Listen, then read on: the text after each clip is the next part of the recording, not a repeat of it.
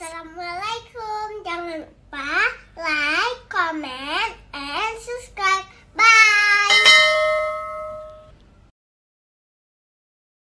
Maka kalau kita dapat rezeki atau kita sembuh dari seorang dokter, kita berdoalah kepada Allah. Alhamdulillah ya Allah, sudah Engkau sembuhkan saya melalui dokter ini ya Allah. Ya, itu yang benar, Pak. Jadi bukan terima kasih dokter. Kalau bukan dokter kami hani lu kam meninggal. Nyanya ka syirik ini, Pak. Kita sudah syirik pada Allah. Ya, Pak. Jadi artinya apa? Bukan tidak boleh berobat ke dokter. Boleh. Dokter itu wasilah. Bukan tidak boleh kita pergi ke orang lain. Boleh.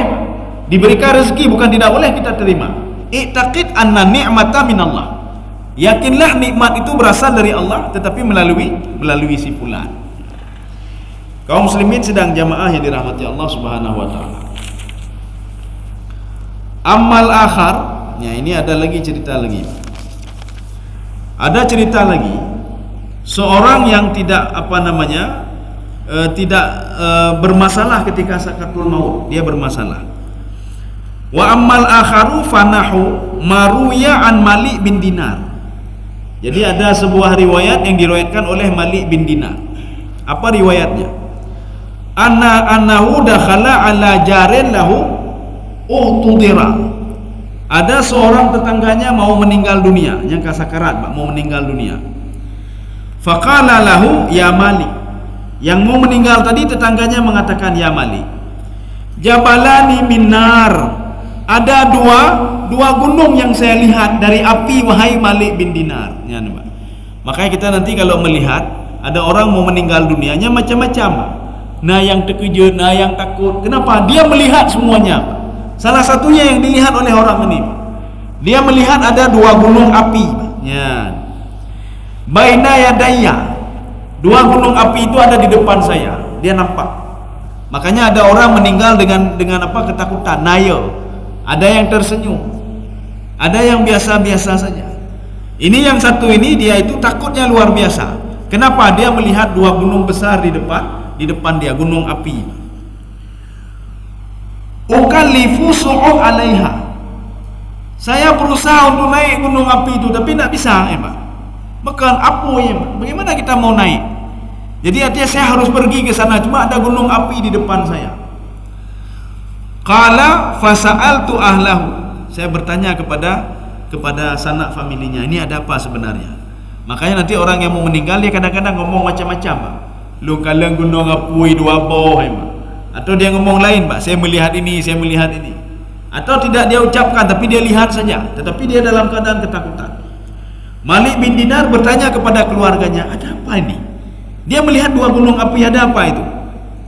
Faqalu, keluarganya menjawab, kana lahu mikyalani. Dia punya dua timbangan. Jadi rupanya dia seorang pedagang.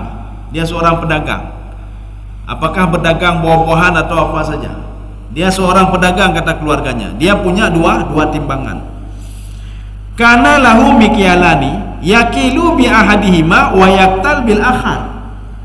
Dia timbang dengan satu timbangan, tetapi apa? Dia hitung dengan timbangan yang lain. Maksudnya dia berbuat curang.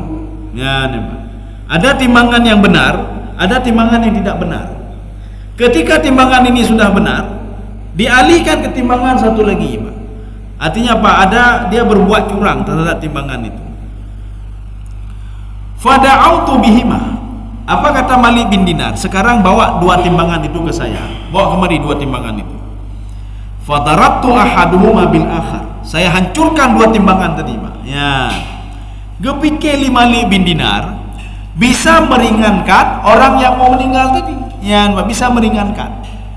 Ya, jadi artinya ketika dihancurkan hatta kasartuhuma, sehingga kata Malik bin Dinar, ini dua timbangan tadi sudah hancur, Pak. Dua timbangan sudah hancur.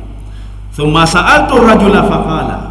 Saya pergi lagi kepada orang yang sakarat tadi. Saya bertanya, bagaimana sekarang?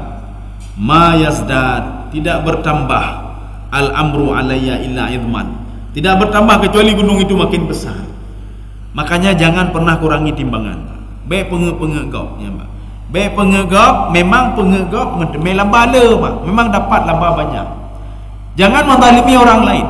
Jangan ambil hak orang lain. Memang enak kita bisa mengambil hak orang lain, tetapi masalahnya ketika nanti ketika sakaratul maut. Ketika sakaratul maut bermasalah. Kalau bermasalah di sakaratul maut, maka bermasalah nanti di alam barzakh. Alam barzakh bermasalah juga di padang mahsyar. Kecuali ada keajaiban. Apa keajaiban itu? Keajaiban itu ada dua. Artinya anak yang kita punya ada tiga, Pak. Kita punya anak yang saleh. Anak yang saleh terus mendoakan kita. Mudah-mudahan dengan doanya bisa terangkat gunung yang besar tadi bisa hilang. Tidak bisa dengan doa orang lain, doa anak yang saleh. Sudah. Yang kedua, amal ibadah dia ketika dia masih di dunia. Ada nggak dia wakaf sesuatu, Pak? Wakaf sesuatu itu apabila terus dipergunakan oleh orang lain akan meringankan dia nanti, Pak. Atau ada nggak ilmu yang bermanfaat? Kalau ada ilmu yang bermanfaat, maka ilmu yang bermanfaat ini akan meringankan dia. Tak perlu nogok Fatihah. Gop ipurnolor lain. Urul lain. Akhirnya apa? Ilmu itu bermanfaat bagi orang lain, sehingga bisa meringankan orang yang ada di dalam kubur tadi. Kaum muslimin sedang jamaah yang dirahmati Allah Subhanahu wa taala. Atau kita masuk terus yang kedua. Ya. Ini mau sudah habis waktu ini. Atau yang kedua nanti kita lanjutkan lagi lah. Kita lihat sebentar. Jadi yang dimaksudkan dengan kubur di sini artinya seorang, nanti kan kita jelaskan lebih rinci pada pertemuan selanjutnya.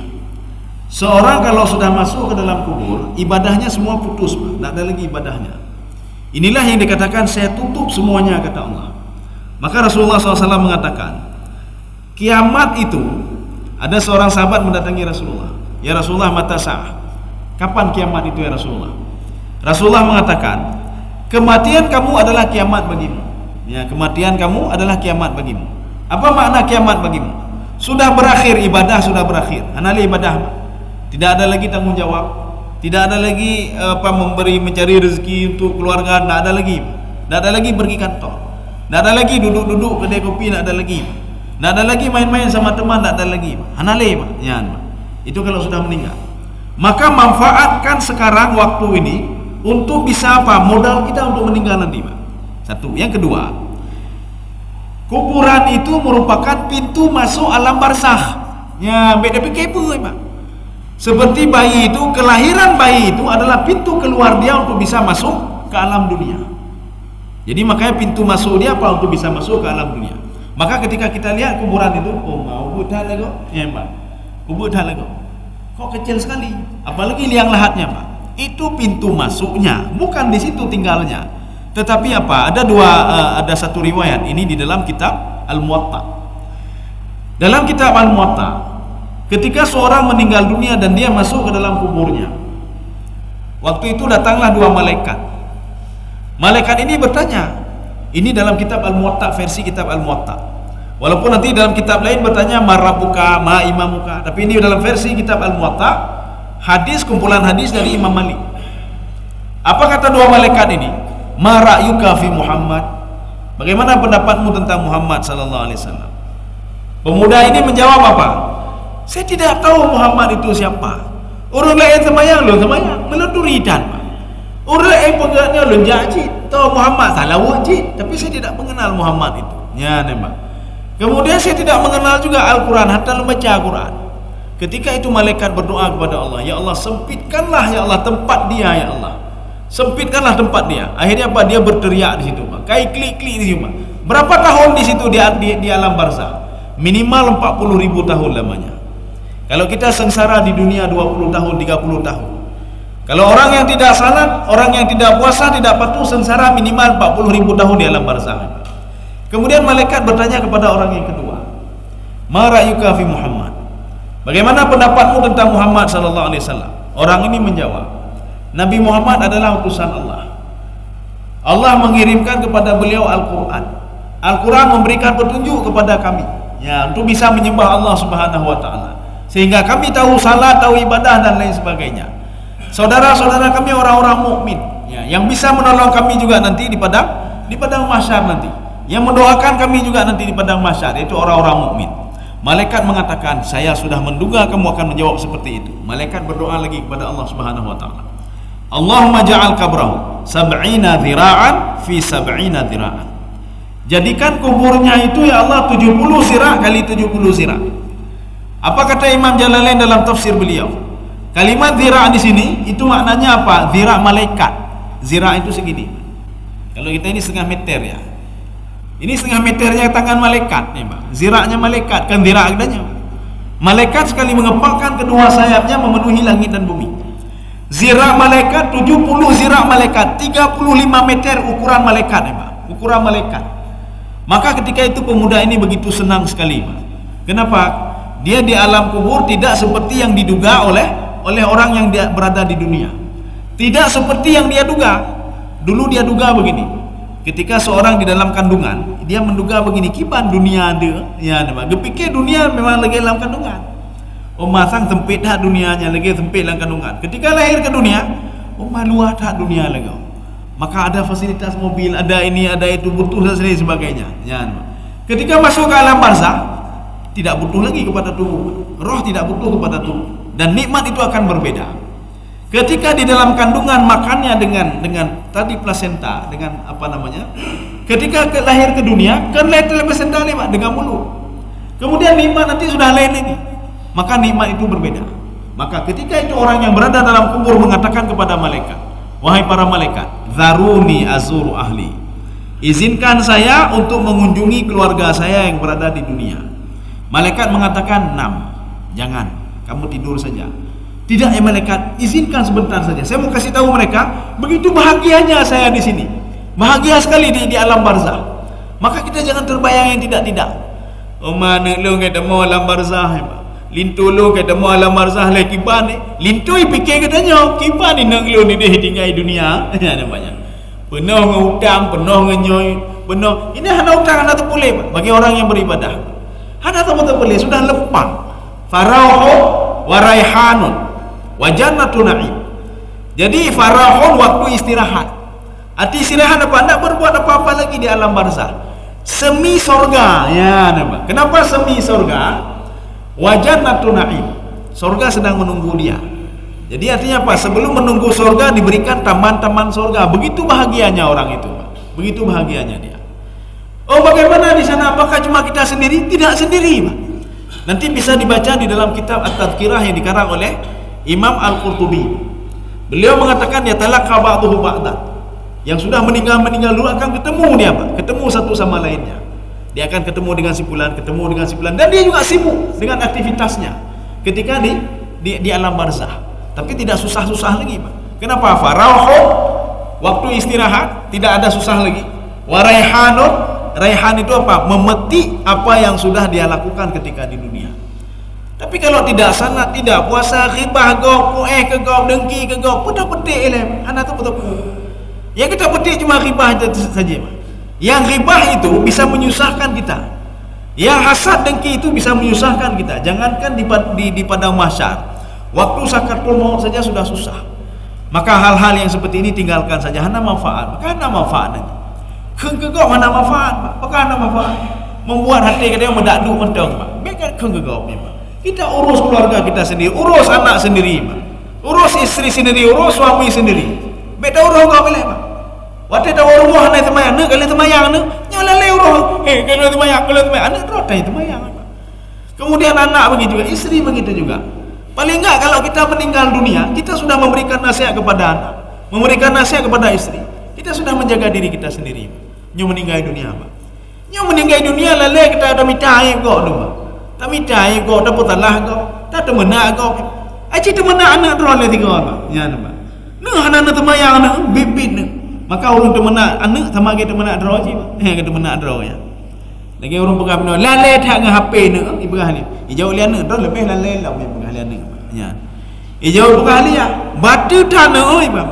Dah batu lebih batu lah. Maka kalau tak temenak anak sama lagi tak temenak terus, Bang. Ya, sama lagi tak temenak terus. Ya. Jadi artinya apa? Fokus saja dulu ku anfusakum wa ahlikum nara. Jaga diri sendiri dulu, Pak. Apakah kita sudah benar? Baik protes kau mentau. Ya, Pak. Baik temenak kau tak temenak kau hana manfaat ni, Pak. Tak temenak dah tak temenak. Bakal orangnya ibadah baca tak. Ya. Bakal orangnya bina. Bakal orangnya hendak baca Quran. Bahkan orangnya hana sanat sunnah hanya bekal lagi tatanya dia roh. Baru datanya nak semayang. Nak buka aja. Kita dengan anak saja kita sibuk, maka kita sudah tidak disibukkan lagi dengan riba orang lain. Nyo tahu ada bagian kali semayang ni lah, tahu tak jih ni juga. Nyo tahu roh legok tak jih gok mandu. Nyan ba. Wate tahu rumah ni semayang lah. Saya rasa cukup sekian. Sudah jam 7 kurang 15.